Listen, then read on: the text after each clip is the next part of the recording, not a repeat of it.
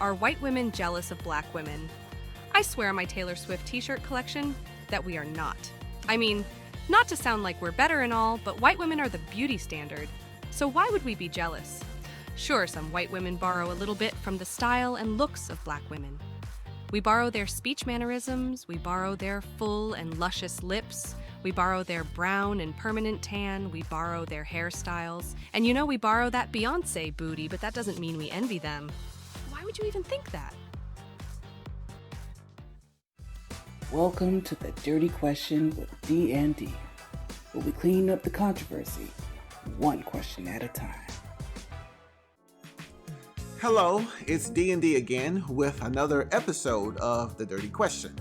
Let's jump right into today's question, which is, are white women jealous of black women? We went to a corner on these internet streets and posted this question on social media, and here are some of the answers we got. I think white women are raised to view themselves as incomplete and inadequate.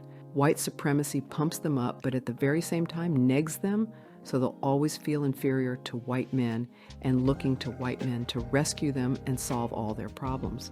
So outwardly, they sometimes convey that mirage of superiority the culture grants to them.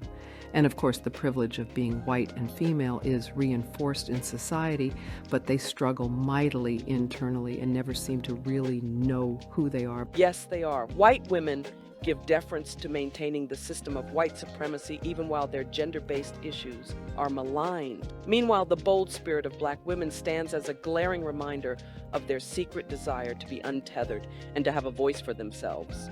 White women lack autonomy and will never have it, since to pursue such would place them at odds with their own men. Black women have no race or gender-based privilege.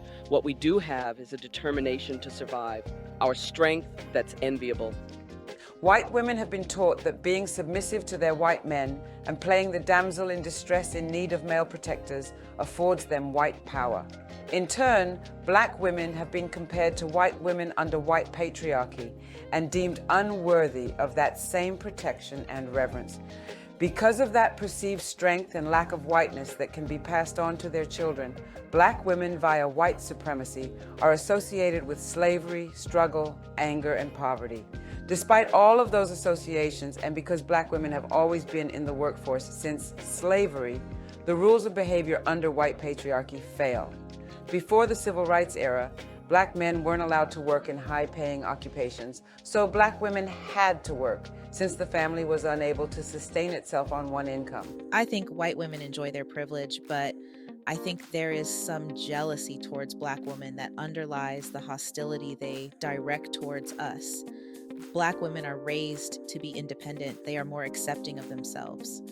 I just saw an article about plastic surgery that indicates only 10% of people seeking it are black, 70% are white, indicating that they give in to societal pressures more.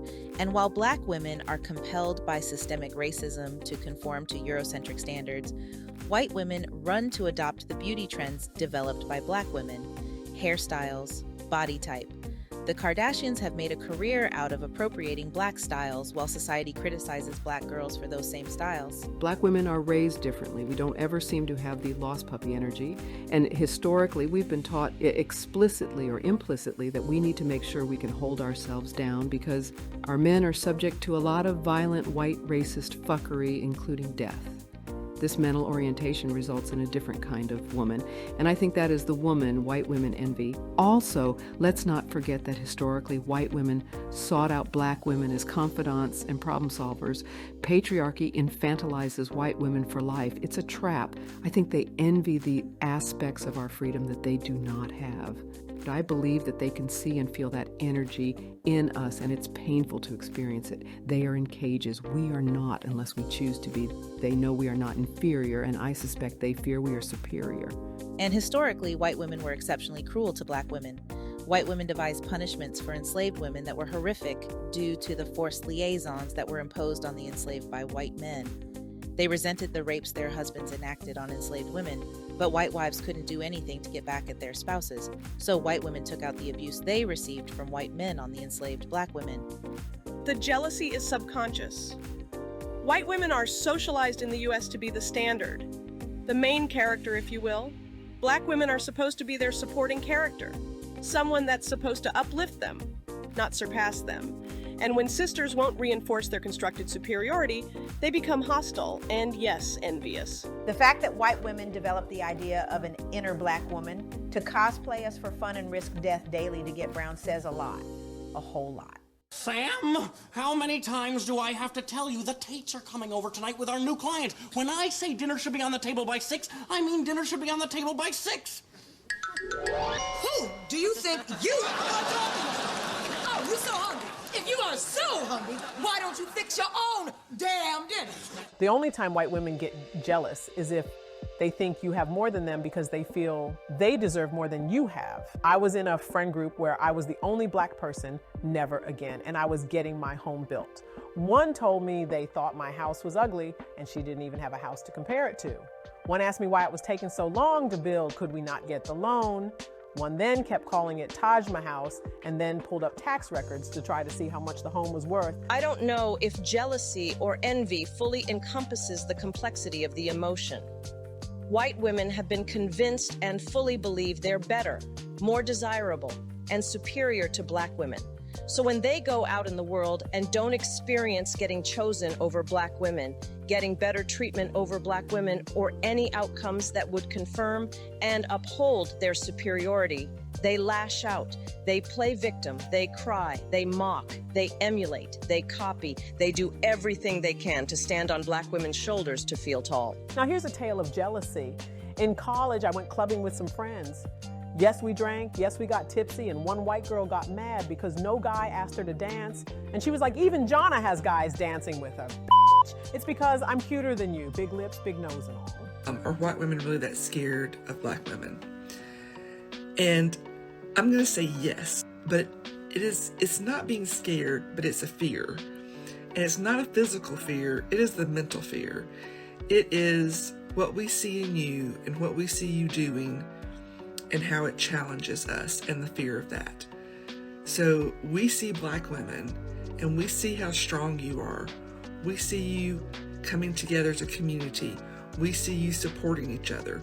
We see you supporting your community, supporting your families, supporting your children, going out and fighting for your rights, being authentic in your race and in your femininity. And we're jealous. I think we're jealous because we would love to be that, I think, and we don't know how to break out of the indoctrination that we have been suppressed by our entire lives. And I'm not giving white women a pass, don't get me wrong, but I know I and most women have been told, white women have been told our entire lives, be quiet, know your place, be a good girl, don't rock the boat, don't be too much. And when you are any of those things, you are ostracized because you have rocked their boat. And that is what black women are. You rock our boat, our mental boat, because you challenge us to look at how we are deficient and not living in our truth, and it makes us uncomfortable. Now you wanted the truth. There it is. And now it's time for the cleanup. A white woman I work with once told me about a time she was in a small interdepartmental meeting with black and white women at her state college. Before the meeting of educators and administrators could start, one white woman asked all the black women in the conference room if their hair was real. Yeah, is your hair real or fake? Now, why would she ask this intrusive and offensive question to only the black women? I think she was trying to gatekeep the perception of white women's supremacy in terms of beauty standards, and at the same time revealing her own envy and insecurity. In her mind, if the hair was not real, then she could remain smug in her assumptions of superiority, since black women have to cheat to have hair that looks like hers. But if it were real, then she would feel that the white woman's reign as the pinnacle of beauty was being encroached upon, since that same standard could be found naturally in black women. women who are supposed to be on the beauty bottom, according to her way of thinking. This is a prime example of how some white women are constantly on the prowl to defend the way white supremacy defines them as the be-all and the end-all. But deep inside, they are scared to death that somewhere in the world, a black woman looks better than them and is smarter than them. Well, that's our show, and thanks for watching. Please do us a favor and click like and subscribe. Also, please hit that bell notification so you won't miss the next episode. See you next time.